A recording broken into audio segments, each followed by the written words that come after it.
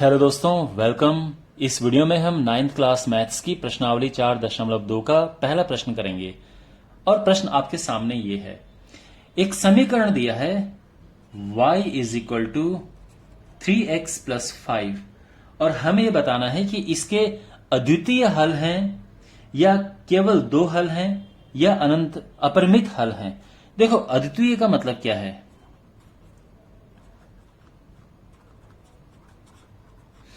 अद्वितीय हल होने का मतलब यह है कि इसका केवल एक हल है, यूनिक हम जिसे कहते हैं। मींस कोई दूसरा हल नहीं है, केवल और केवल मात्र एक हल है। ठीक है। अब ध्यान रखना, अगर मान लो किसी का हल x बराबर 1 और y बराबर 2 आया तो ये मत समझना कि इसके दो हल हैं, नहीं, ये एक हल माना जाता है। ठीक है ना। दूसरा जो ऑप्शन है वो तो सिंपल है, आप समझ सकते हैं, केवल दो हल हैं। और जो तीसरा ऑप्शन है वो है अपरिमित। अपरिमित का मतलब यह है कि अनंत हल हैं, अनंत हल। ठीक है ना, इसका मतलब है अनंत, यानी कोई सीमा ही नहीं है, इतने सारे हल हैं। तो हमें बताना है कि इसके कितने हल हैं और क्यों। देखो, ये क्वेश्चन दिखने में बड़ा छोटा लग रहा है, लेकिन बहुत कुछ आपको ये क्वेश्चन सिखाएगा, बहुत कुछ आपको सीखने को मिलेगा। हमेशा ये याद रखना कि जब चरों की संख्या बराबर होती है समीकरण की संख्या के, तो उसका हल होता है अद्वितीय हल होते हैं। मान लो कि हमारे पास समीकरण है x plus 8 is equal to 0। इसमें कितने चर हैं? केवल एक चर है। इसमें कितने समीकरण है? केवल एक समीकरण है। तो समीकरण, तो चर और समीकरण दोनों बराबर है यहां पे।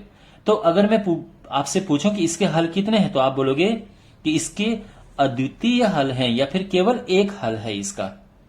आप समझ गए। लेकिन जैसा ये प्रश्न हमारे पास है कि y is equal to 3x plus 5, इसमें चरों की संख्या क्या है? चर इसमें x और y दो हैं, समीकरण तो एक ही है।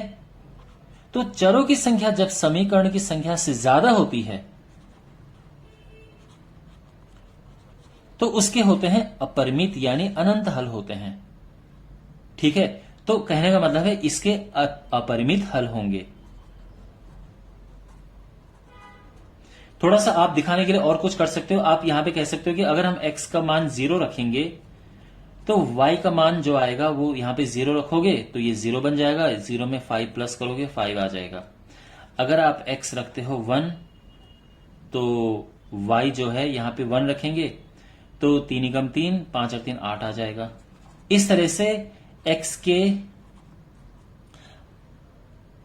अलग अलग मान रखने पर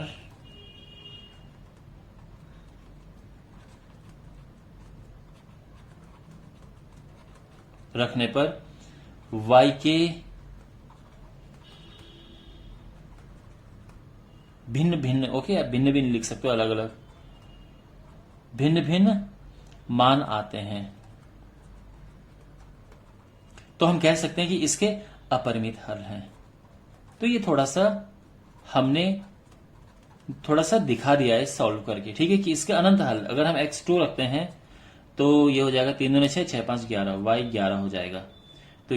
तो हमारे पास देखो दो हल वाला केस बहुत कम आएगा, और इस तरह के क्वेश्चंस में आपके पास या तो होगा अद्वितीय हल और या होगा अपरिमित हल।